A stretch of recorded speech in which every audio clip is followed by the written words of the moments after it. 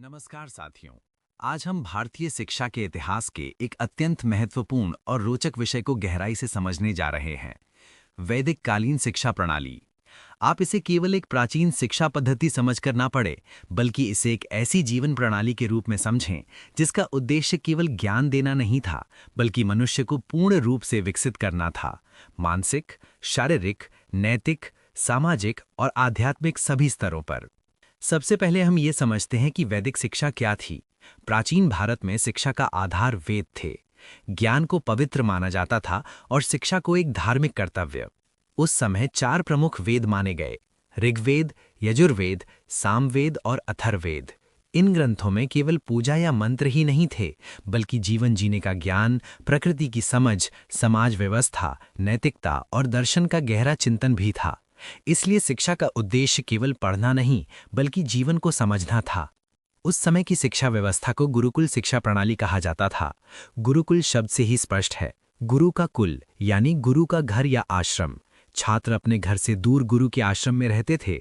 वे केवल पढ़ाई नहीं करते थे, बल्कि गुरु के साथ जीवन जीते थे, सेवा करते थे, अनुशासन सीखते थे, प्रकृति के साथ सामंजस्य बनाते थे और जीवन के हर पहलू का अनुभव करते थे। अब सोचो, आज हम स्कूल जाते हैं, पढ़ते हैं और घर लौट आते हैं, लेकिन उस समय शिक्षा 24 घंटे चलती थी। उठने से लेकर सोने तक जीवन का हर कार्य शिक्षा का हिस्सा होता था। यही कारण है कि वैदिक शिक्षा को जीवन उपयोगी शिक्षा कहा जाता है। अब हम वैदिक शिक्षा के उद्देश्यों को समझते हैं। सबसे महत्वपूर्ण उद्देश्य था चरित्र निर्माण। उस समय ये माना जाता था कि ज्ञान का कोई अर्थ नहीं यदि व्यक्ति का चरित्र अच्छा ना हो। सत्य बोलना, संयम रखना, विनम्रता, सेवा भावना, बड़ों का सम्मान, ये सब शिक्षा के मुख्य भाग थे। आज हम कह सकते हैं कि उस समय नैतिक शिक्षा सबसे महत्वपूर्ण विषय था। दूसरा उद्देश्य था जीविकोपार्जन। शिक्षा का अर्थ केवल धार्मिक ज्ञान नहीं था, छात्रों को जीवन जीने के व्यावहारिक कौशल भी सिखाए जाते थे, जैसे कृषि, युद्ध कला, शिल्प, चिकित्सा, संगीत, प्रशासन आदि। यानी शिक्षा व्यक्ति को आत्मनिर्भर बनाती थी। तीसरा उद्देश्य था संपूर्ण व्यक्तित्व विकास। छात्र शारीरिक रूप से मजबूत, मानसिक रूप से स्थिर, भावनात्मक रूप से संतुलित और सामाजिक रूप से जिम्मेदार बने, यही लक्ष्य था। चौथा उद्देश्य था संस्कृति का संरक्षण। परंपराएं, धार्मिक मान्यताएं, सामाजिक मूल्य, इन्हें पीढ़ी दर पीढ़ी सुरक्षित रखना शिक्षा का एक प्रमुख उद्देश्य था। पांचवा उद्देश्य था धार्मिकता और आध्यात्मिकता का विकास। मन को नियंत्रित करना, आत्मचिंतन करना, ईश्वर के प्रति श्रद्धा रखना, ये सब जीवन का हिस्सा थे। अब हम गुरुकुल जीवन को थोड़ा विस्तार से समझते हैं। गुरुकुल आमतौर पर शांत वातावरण में होते थे, नगरों की शोर से दूर, जंगलों या प्राकृतिक स्थानों में। इसका कारण था कि प्रकृति के बीच मन अधिक शांत और एकाग्र रहता है। छात्र साधारण जीवन जीते थे। वे स्वयं भोजन की व्यवस्था में सहयोग करते, आश्रम की सफाई करते, जल लाते, लकड़ी इकट्ठी करते और गुरु की सेवा करते थे। इससे उनमें श्रम का सम्मान और आत्मनिर्भरता विकसित होती थी। गुरु और शिष्य का संबंध बहुत गहरा होता था। गुरु केवल शिक्षक नहीं, बल्कि मार्गदर्शक, संरक्षक और आध्यात्मिक पिता माने जाते थे। शिष्य गुरु के प्रति पूर्ण श्रद्धा रखते थे। अब बात करते हैं शिक्षण विधि की। वैदिक शिक्षा मौखिक थी। गुरु बोलते थे और छात्र ध्यानपूर्वक सुनते थे। इस प्रक्रिया को 3 चरणों में समझा जाता था: श्रवण, मनन और चिंतन। पहले सुनना, फिर उस पर विचार करना और फिर गहराई से समझना। लिखने का अभ्यास बहुत कम होता था, इसलिए स्मरण शक्ति अत्यंत विकसित होती थी। आज हम नोट्स बनाते हैं, लेकिन उस समय छात्र पूरे ग्रंथ कंठस्थ कर लेते थे। यही कारण है कि ज्ञान पीढ़ियों तक सुरक्षित रहा। अब एक महत्वपूर्ण बात, शिक्षा निःशुल्क होती थी। ज्ञान को बेचा नहीं जाता था। गुरु शिक्षा को सेवा मानते थे। गुरुकुल दान से चलते थे। राजा और धनी लोग सहयोग करते थे। शिक्षा राज्य के नियंत्रण से मुक्त थी। अब हम बात करते हैं पाठ्यक्रम की। राजनीति शास्त्र, समाज शास्त्र, दर्शन शास्त्र, व्याकरण और तर्कशास्त्र मुख्य विषय हुआ करते थे।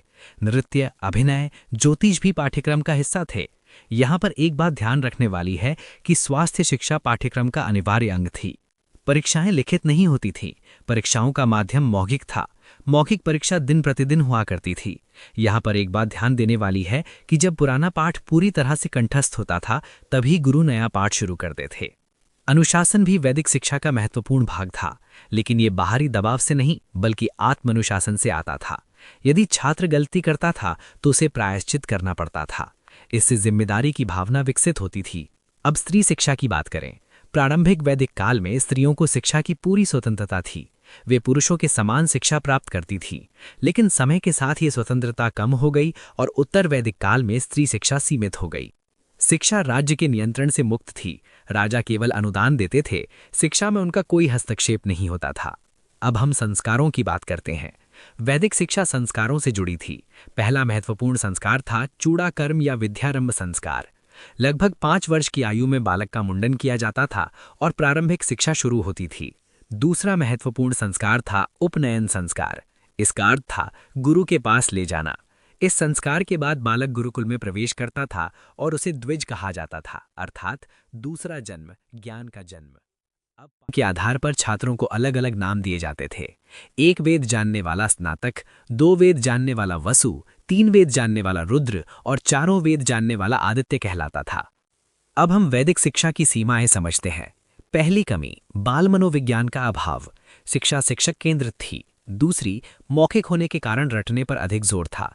तीसरी, पाठ्यक्रम कठोर था।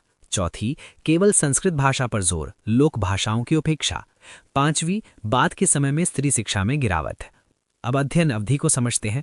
सामान्यतः छात्र लगभग 12 वर्ष तक शिक्षा प्राप्त करता था। लगभग 24 से 25 वर्ष की आयु में शिक्षा पूर्ण कर गृहस्थ जीवन में प्रवेश करता था। यदि पूरे विषय का सार समझें तो वैदिक शिक्षा केवल ज्ञान प्राप्त करने की प्रक्रिया नहीं थी, ये जीवन को सही ढंग से जीने की कला सिखाने वाली व्यवस्था थी। इसका लक्ष्य था श्रेष्ठ चरित्र, संतुलित व्यक्तित्व, आध्यात्मिक जागरूकता और सामाजिक जिम्मेदारी। इसलिए जब हम वैदिक शिक्षा को समझते हैं तो हमें ये याद रखना चाहिए कि ये केवल अतीत की व्यवस्था नहीं है, बल्कि जीवन के गहरे सिद्धांतों को समझने का माध्यम है। आज भी यदि हम अनुशासन, चरित्र निर्माण, गुरु सम्मान, आत्मनियंत्रण और प्रकृति से जुड़ाव जैसे मूल्यों को अपनाएं तो वैदिक शिक्षा की भावना को अपने जीवन में जीवित रख सकते हैं। तो बच्चों, यही थी वैदिक कालीन शिक्षा की संपूर्ण समझ। एक ऐसी शिक्षा जो मनुष्य को केवल विद्वान नहीं बल्कि महान बनाना चाहती थी।